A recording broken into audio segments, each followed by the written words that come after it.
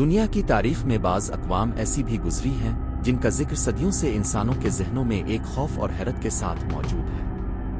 ان میں سب سے مشہور اور پراسرار قوم آجوج اور ماجوج کی ہے۔ یہ قومیں اپنی عجیب فطرت، تباہ کن طاقت اور خطرناک کردار کی وجہ سے دنیا کی ہر تہذیب، زبان اور نسل کے درمیان کسی نہ کسی شکل میں معروف رہی ہے۔ یہ کہانی بہت پرانی ہے اور اس کا تعلق ایک ایسے دور سے ہے جب دنیا کے مختلف علاقوں میں قومیں بستی تھیں، زمین کے کناروں تک انسانوں نے مکمل سفر نہ کیا تھا، اور کئی علاقے ایسے تھے جو ابھی انسانی قدموں سے ناآشنا تھے۔ انہی ادوار میں ایک عظیم بادشاہ گزرا جو اپنی انصاف پسندی، عدل، علم اور بلند حوصلگی کی وجہ سے تاریخ میں ہمیشہ یاد رکھا گیا۔ اس بادشاہ کا نام ذوالقرنین تھا۔ وہ نہ صرف ایک بہادر اور عقل مند انسان تھا بلکہ اس نے دنیا کے دور دراز علاقوں کا سفر کیا، وہاں کے حالات کو دیکھا، لوگوں کے مسائل سنے اور ان کے لیے فیصلے کیے۔ ذوالقرنین نے مشرق اور مغرب کا سفر کیا، وہاں کی قوموں سے ملا، ان کی مشکلات کو جانا اور ان کے لیے رہنمائی کی۔ ایک دن وہ ایک ایسے علاقے میں پہنچا جو بلند پہاڑوں کے درمیان واقع تھا۔ وہاں کے لوگ سخت خوف زدہ تھے۔ انہوں نے ذوالقرنین سے شکایت کی کہ ان کے علاقے کے پیچھے ایک تباہ کن قوم رہتی ہے جو موقع ملتے ہی ان پر حملہ کرتی ہے، ان کے کھیتوں کو جلا دیتی ہے، جانوروں کو مار دیتی ہے اور عورتوں اور بچوں کو قید کر لیتی ہے۔ وہ قوم بہت ظالم، طاقتور اور سفاک تھی۔ وہ کسی بھی قاعدے قانون کو نہیں مانتی تھی اور جس جگہ جاتی تھی وہاں بربادی، قتل اور لوٹ مار کے سوا کچھ نہ چھوڑتی۔ ذوالقرنین نے ان لوگوں کی بات سنی اور ان سے پوچھا کہ وہ کیا چاہتے ہیں۔ انہوں نے کہا کہ اگر آپ ہمارے اور ان کے درمیان ایک دیوار بنا دیں تو ہم آپ کو مال و دولت سے نوازیں گے۔ ذوالقرنین نے جواب دیا کہ مجھے تمہارے مال کی کوئی ضرورت نہیں، لیکن میں تمہارے لیے ایک مضبوط رکاوٹ ضرور بناؤں گا جس سے وہ ظالم قوم تم تک نہیں پہنچ سکے گی۔ پھر ذوالقرنین نے لوگوں سے کہا کہ وہ اس دیوار کی تعمیر میں اس کا ساتھ دیں۔ انہوں نے پہاڑوں کے درمیان ایک عظیم دیوار بنانے کا آغاز کیا۔ انہوں نے لوہے کے بڑے بڑے ٹکڑے اکٹھے کیے، ان کو آگ میں تپا کر پگھلایا اور پھر اس پر پگھلا ہوا تانبا بہایا۔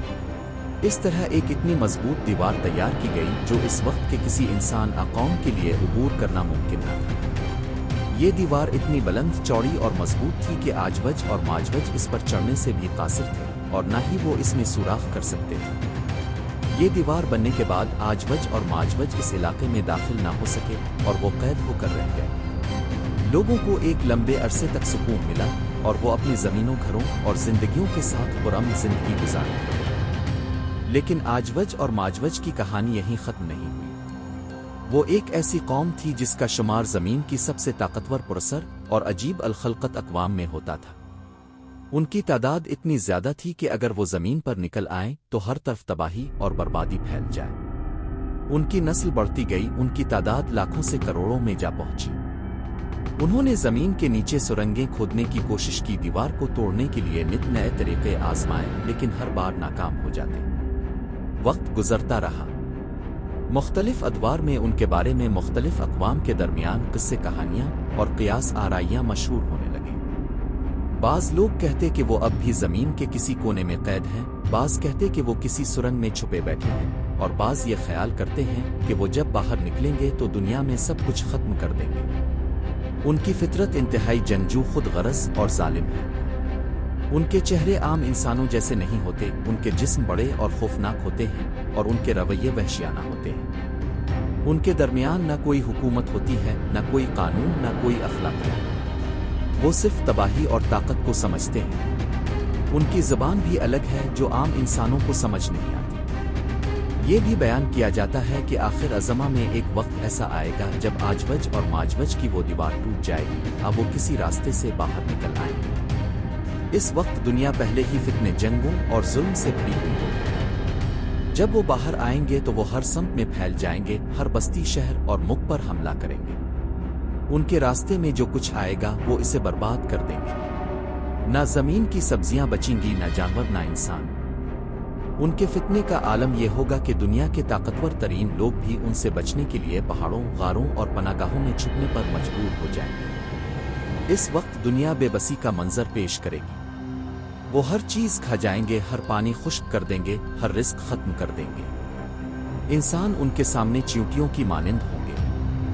کہا جاتا ہے کہ ان کے خاتمے کا وقت اس وقت آئے گا جب دنیا کے آخری دور میں ایک عظیم رہنما اور سچائی کا علمبردار انسان، ایک نجات دہندہ، ان کے خلاف دعا کرے گا، اور اللہ ان کے خلاف ایک عجیب طرح کی بیماری یا عذاب نازل کرے گا، جس سے ان کے جسموں میں ایسی کیڑے پڑ جائیں گے جو ان کی گردنوں میں سرایت کر کے ان کو ختم کر دیں گے۔ اس کے بعد دنیا پھر سے صاف ہو جائے گی اور زمین کی فضا ایک بار پھر پرسکون ہوگی۔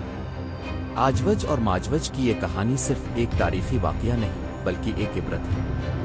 یہ بتاتی ہے کہ دنیا میں جب طاقت، ظلم اور خود غرضی کا غلبہ ہو جاتا ہے، جب انسان خدا کو بھول جاتا ہے اور دنیاوی لذتوں کے پیچھے بھاگتا ہے، تو کیسے خوفناک نتائج سامنے آ سکتے ہیں۔